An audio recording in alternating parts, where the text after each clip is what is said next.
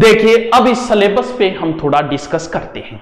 देखिए सिलेबस वही है पीछे वाला, लेकिन बहुत सारे नए बच्चे भी तो शामिल हुए, 1-1.5-2 लाख तो नए बच्चे आते हैं हर साल।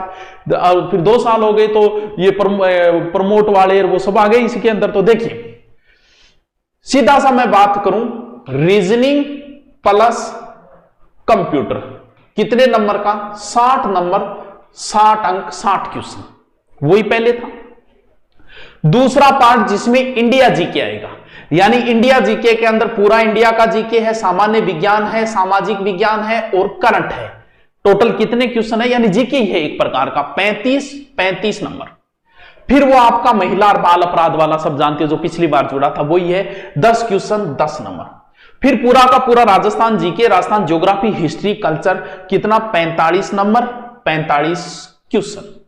टोटल कितने हुए? 150। अब सुनो, इस चीज पे हम चर्चा करते हैं।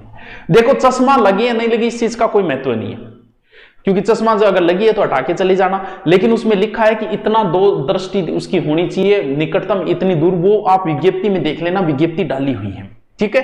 तो इसमें यह नहीं है कि चश्मा का कोई रूल नहीं है, चश्मा तो हटा के उड़ जाओ, तो कौन चश्मा तेरा फिक्स हो यार, वो अलाउद्दीन जी घोड़ा दाग रखे हम, दाग गड़ा के बेरो पर जो चश्मा लगा, लेकिन वो दृष्टि पूछ रहा है कि निकट दृष्टि होनी चाहिए, दूर दृष्टि में होना चाहिए, ठीक है। चलो देखो गुरुजी मैं भी पुलिस बनना, चल। अब बात यह कि जो बच्चे पहले तैयारी कर चुके हैं, पिछली बार जो 1 नंबर 2 नंबर 10 नंबर से रह गए, उन बच्चों को खुद को पता है कि आपका कौन सा पार्ट कमजोर रहा। मुझे तो नहीं पता आपके बारे में। परीक्षा में किस्मत कैसे काम करती है, जैसे ये सिलेबस जो है ना बहुत बड़ा है, राजस्थान पुलिस का सबसे बड़ा सिलेबस है।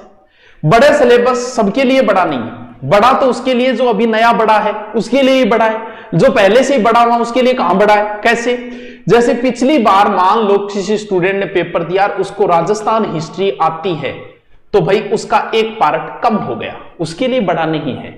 किसी बच्चे को कि मुझे कल्चर बहुत अच्छी आती है, तो उसको सिर्फ कल्चर रिपीट मारनी, उसको रट्टा नहीं मारना, उसका पार्ट कम हो गया।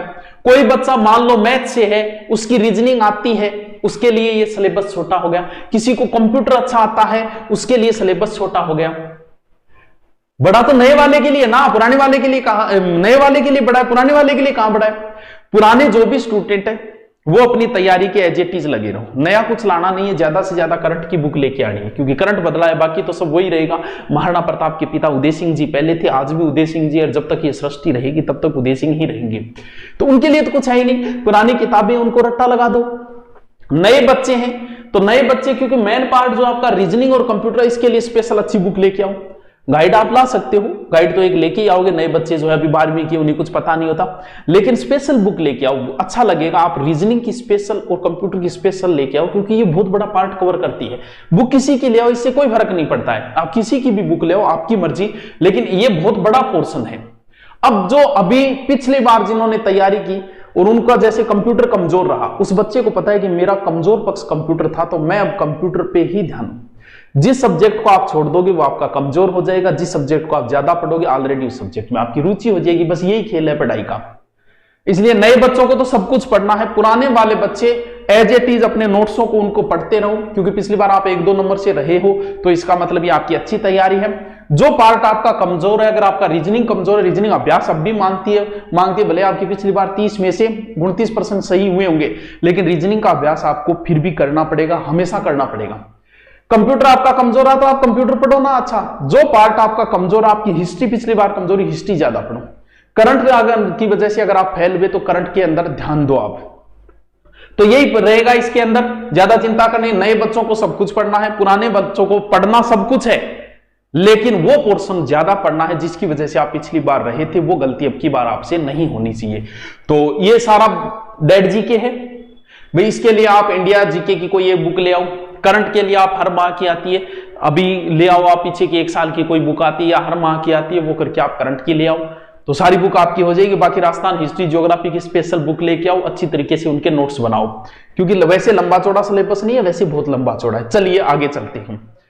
चलिए बात यह है कि समय बहुत कम दिया है, समय कम ही है, समय है किसके पास, तो समय कम दिया है, तो जो भी है अपनी तैयारी के लग जाओ, आज से कल से परसों से जो भी हो, तो जैसी भर्ती आई उसी समय किताब जिसने ली वो तो उठाव वाली बात होती है। बाकी आप आराम से तैयारी के लग जाओ, कोई चिंता करने की जरूरत नहीं।